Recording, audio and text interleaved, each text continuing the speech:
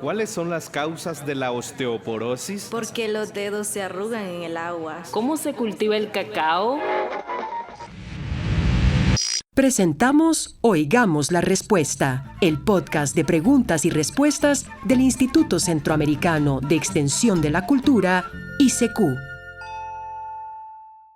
Iniciamos en Pavas, San José, Costa Rica, donde el señor Lorenzo Corrales dice: mi cuñado tiene tics, no toma nada, no padece de nada, pero cuando está muy preocupado es donde le dan los tics.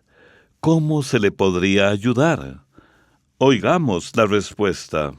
Los tics son movimientos involuntarios, como parpadeos, carraspeos o muecas. Los tics son bastante comunes y pueden ser más serios cuando hay mucha preocupación o estrés, tal y como usted lo describe en el caso de su cuñado. También pueden aparecer cuando la persona está muy cansada o cuando pasa mucho rato viendo una pantalla, por ejemplo, un celular. En la mayoría de los casos, los tics no son graves, pero sí pueden llegar a ser muy molestos. Para ayudar a una persona con tics, lo principal es no estarle señalando cuando le dan, porque eso la pone más nerviosa y puede empeorar la situación. También se le puede ayudar o echar una mano para ir viendo qué es lo que le dispara los tics, pero eso sí, con calma y sin presionar a la persona. Por ejemplo, un día conversando, en un momento tranquilo, identificando juntos si está muy estresado o cansado y por qué. La idea es irlo notando poco a poco sin incomodar. También existen varias técnicas que pueden ayudarle a disminuir el estrés y tratar esos tics. Por ejemplo, se pueden hacer ejercicios de respiración lenta. Inhala durante 4 segundos. Aguanta el aire 7 segundos y exhala ruidosamente durante 8 segundos. También es bueno dedicar varias horas en el día para descansar o hacer alguna actividad física, como por ejemplo caminar. Conviene hacer pausas mientras se está trabajando. Por ejemplo, cada 2 horas descansar un rato y hacer estiramientos de cuello y hombros para no recargar la mente ni el cuerpo. A veces el tic no es solo por estrés o cansancio. Tal vez puede haber una causa más profunda. Si los tics duran más de 1 año, incapacitan a la persona o están acompañados de otros síntomas como ansiedad intensa o dificultad para poner atención, es recomendable buscar ayuda profesional como un médico o un psicólogo. Siempre es un acto noble preocuparse por la salud mental de un ser querido. Gracias, don Lorenzo, por preocuparse por su cuñado y compartir con nosotros. Esperamos que esta información les ayude. Código de área 506, número de teléfono 84 85 54 53. Ese es nuestro contacto oficial por medio de WhatsApp y desde ahí puede enviarnos sus saludos y sus preguntas. El señor Feliciano Montoya escribe desde la región autónoma de la Costa Caribe Norte, en Nicaragua, y nos pregunta: algunos ancestros dicen que para que no moleste a una persona el rayo o un rayazo, tiene que estar con un pie sobre la tierra y el otro puesto ya sea en bota o en un palo seco, y que no haya contacto con la tierra directo. ¿Será cierto esto? Oigamos la respuesta. Don Feliciano, podemos decir que hay muchas creencias que nos transmiten los conocimientos de antes, que se transmiten de generación en generación. Es algo muy valioso que hay que atesorar y respetar por su gran valor cultural. Pero resulta que a veces esas creencias no son del todo confiables cuando hablamos de seguridad y de cómo protegernos contra un rayo. En realidad, un rayo puede caer en cualquier lado, no importa dónde pongamos los pies. Aún así, hay cosas que pueden, por así decirlo, jalar el rayo o atraerlo más. Para que tenga una idea, los lugares más probables donde caen rayos son los sitios altos y en campo abierto. 3 cosas muy peligrosas que no hay que hacer cuando hay rayería son estar descalzos, acostarse en el suelo y ponerse debajo de un árbol. Cuando cae un rayo, sobre todo en el suelo, la electricidad se esparce como cuando se rompe un costal de arroz y se riega por todo lado. A eso se le llama corriente de tierra. Si una persona tiene los pies separados, la corriente de tierra le puede entrar por un pie y salirle por el otro, causándole daño. Mantener los pies juntos puede ayudar a disminuir esa corriente por el cuerpo. También conviene usar zapatos con suela de hule para que el riesgo sea menor. De ahí que lo más recomendable cuando nos agarra una rayería afuera es buscar refugio en un lugar con techo metálico, ya que éste puede desviar el rayo. Por ejemplo, una parada de buses, una casa o cualquier construcción techada. Si no hay donde resguardarse o guarecerse, lo mejor es seguir caminando y alejarse de árboles, postes y zonas abiertas. Envíennos sus preguntas al apartado 2948-1000 San José, Costa Rica. También nos pueden contactar al correo electrónico isq@isq.org o encuéntrennos en Facebook como Oigamos la Respuesta. ¿Sabía que hasta la fecha se han descubierto muchos planetas girando alrededor de estrellas lejanas? Se tienen contabilizados cerca de 6.000 planetas llamados extrasolares, de los cuales solo unos 200 son del tamaño de la Tierra y el resto son más grandes. Esto y más en Oigamos la Respuesta. Continuamos en Oigamos la Respuesta. Desde Isla de Ometepe, en Rivas, Nicaragua, la señora Lucy Castro nos dice lo siguiente: ¿qué es una piragua? Oigamos la respuesta. Una piragua es una embarcación pequeña y alargada. Se usan para transportarse en ríos, lagos y zonas costeras. Por la forma que tienen, las piraguas son muy buscadas para navegar por aguas tranquilas y muy boscosas. Tradicionalmente, esta embarcación se fabrica con un tronco de árbol, vaciándole el contenido y dándole forma curva en el exterior. La piragua es muy antigua y se ha usado desde el norte hasta el sur de América. Lo único que cambia es el nombre. Piragua es una palabra indígena que tiene origen en el Caribe, pero también puede llamarse canoa en países del norte. Desde antes de la llegada de los europeos, los pueblos indígenas de estas tierras ya usaban embarcaciones de este tipo. Sobre todo para moverse en ríos y lagunas, para pescar y transportar alimentos.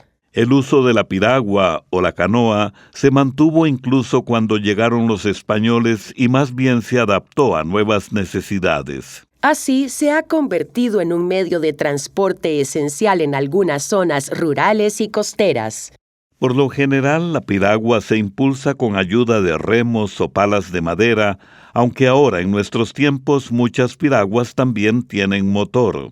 También se llama piragua a otras embarcaciones más modernas y livianas que se usan para actividades como pesca o turismo. Y así, entre tradición y cambios, la piragua sigue siendo parte de la vida cotidiana en muchos rincones de nuestros países.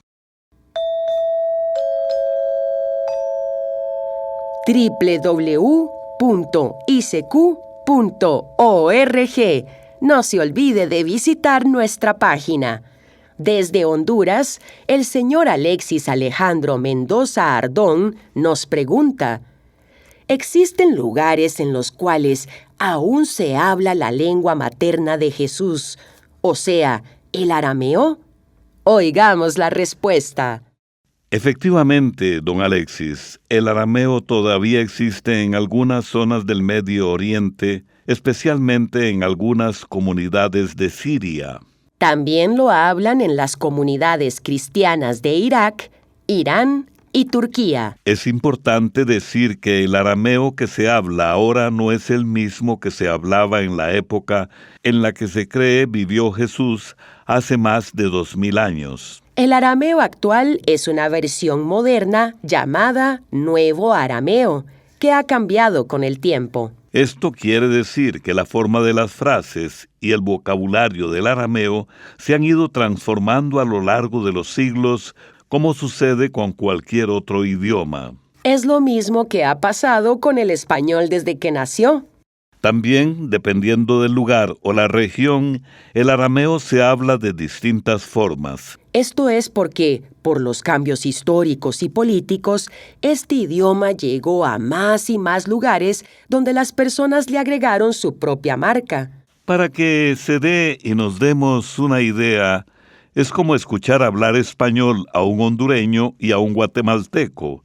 Es decir, aunque es el mismo idioma, tienen acentos, dichos y palabras diferentes. En pocas palabras, el arameo no desapareció, evolucionó, cambió y aún hoy sigue formando parte de la vida de muchas comunidades. Recibimos la comunicación del señor Héctor Urbina desde Canadá y pregunta: en secundaria aprendimos que en la parte oeste de El Salvador habitaban los mexicas o aztecas. En la parte norte habitaban los pocomán o mayas y al este del río Lempa estaban los lencas. El río Lempa se consideraba una división geográfica. Deseo saber sobre la cultura pocomán. Hay bien poca información en el Internet sobre esta etnia. Los techos de lámina siempre creí que eran invención moderna, pero resulta que los pocomán ya sabían cómo hacerlos. Es decir, hay mucho que decir sobre nuestros pueblos indígenas. Oigamos la respuesta. Ante todo, don Héctor, le damos la más cordial bienvenida a nuestra comunidad ICQ. Tal y como usted nos comenta, el río Lempa era uno de los límites naturales que marcaba esa división entre los pueblos que habitaron El Salvador antes de la llegada de los españoles. Como ha sucedido tantas veces en la historia y en distintas regiones del mundo, los ríos siempre han sido importantes para que se formen comunidades con sus propias identidades culturales. Cuando llegaron los españoles, en el actual territorio salvadoreño ya vivían pueblos como los pipiles, los potones o lencas, los cacahuiras, los xincas, los chortís o payaqui y los chortegas. Por su parte, la etnia pocomán tenía origen maya. En la lengua maya, pocomán significa nietos de la luna. Hace unos 500 años, ellos ya poblaban la región de San Cristóbal Verapaz, de donde se cree que provenían. También dicen que en la localidad de Chinautla, los pocomán vivían como en una fortaleza rodeada por barrancos. Con el tiempo, los pocomán se tuvieron que mover de un lado a otro debido a las invasiones de otros pueblos. A pesar de eso, la cultura sobrevivió y todavía en la actualidad hay asentamientos donde viven aproximadamente 50,000 personas. Ahí se conservan las creencias, las tradiciones y la lengua pocomán. También le contamos que los pocomán tradicionalmente construían sus casas con adobe, que es una mezcla de arcilla, arena y paja. Y para los techos más bien siempre usaron palma. Fue hasta tiempos recientes que empezaron a usar láminas y otros materiales de construcción modernos. De lo que no hay duda es que los pocomán son una etnia admirable, que a pesar de todo, todavía resiste el paso del tiempo. ¿Sabía que los niños copian los comportamientos de sus padres? Está demostrado por los profesionales en psicología que los niños imitan las conductas de sus padres a través de la observación. Esto y más en Oigamos la Respuesta. También pueden contactarnos a través de un mensaje de WhatsApp al teléfono código de área 506, número 84 85 54 53, o háganos sus preguntas al teléfono código de área 506, número 22 25 52 38, o al número 22 25 53 38. Reporte su sintonía. Envíe sus preguntas y sus saludos a nuestros perfiles de YouTube, Facebook, Instagram, iVoox y nuestra página oficial. La siguiente pregunta nos llega desde San Vito de Cotobruz, en Costa Rica, y dice así: ¿qué nuevos hallazgos se han realizado recientemente en una zona de Turquía conocida como Durupinar, donde se localizó una curiosa estructura de madera que se parece al Arca de Noé? Oigamos la respuesta.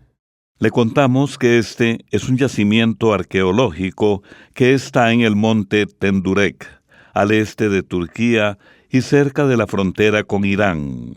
Un yacimiento arqueológico es donde se encuentran restos muy antiguos de objetos de culturas pasadas. A este yacimiento arqueológico se le llama Durupinar por el apellido de un militar turco que lo descubrió en 1959.